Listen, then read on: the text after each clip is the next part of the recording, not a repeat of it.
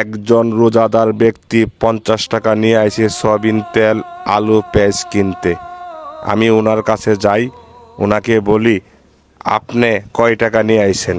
উনি বলে আজকে আমি 50 টাকা নিয়ে আইছি। আপনারা বলেন 50 টাকা দিয়ে কি সমস্ত বাজার কি কিনতে পারবে? আমি এই অসহায় মাকে বলি আপনার ছেলে মেয়ে আছে? উনি বলে আমার 2 মেয়ে 1 ছেলে।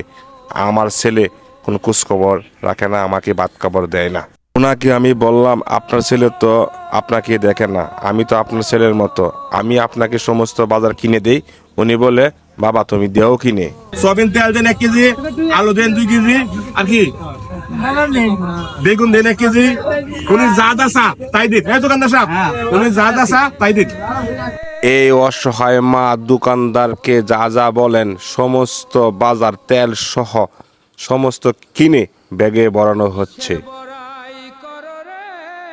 আপনার ইচ্ছা পূরণ হয়েছে? হ্যাঁ, আপনার মনের মতো বাজার হয়েছে? আমি চিন্তা করলাম ওনাকে যে সমস্ত বাজার করে দিলাম, মাছ তো লাগবে। ওনাকে বললাম মাছ লাগবে না, 50 টাকা আপনার হাতে আছে, এই 50 টাকাতে বড় মাছ দিবে না।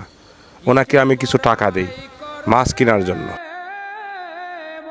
250 টাকা দিন, 300 টাকা দিলাম। হয়েছে?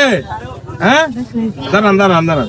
ওনাকে আমি বললাম আপনার পরনো কাপড়টা একবারে ছিঁড়া, কাপড় কিনলে কয় টাকা লাগবে? উনি বলে 500 টাকা লাগতে পারে। গরুর গোস্ত কতদিন ধরে খাইতে পারেন না?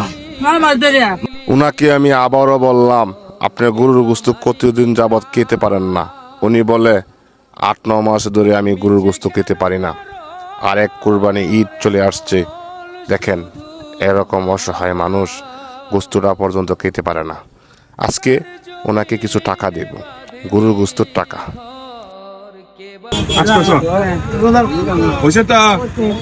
এখন কাপড়ের টিয়াটা দে।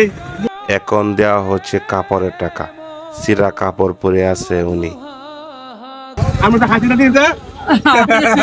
দেখেন আজকে গরিব কত খুশি, আমারও সেলাই। আমি আপনাদের ভালোবাসা চাই।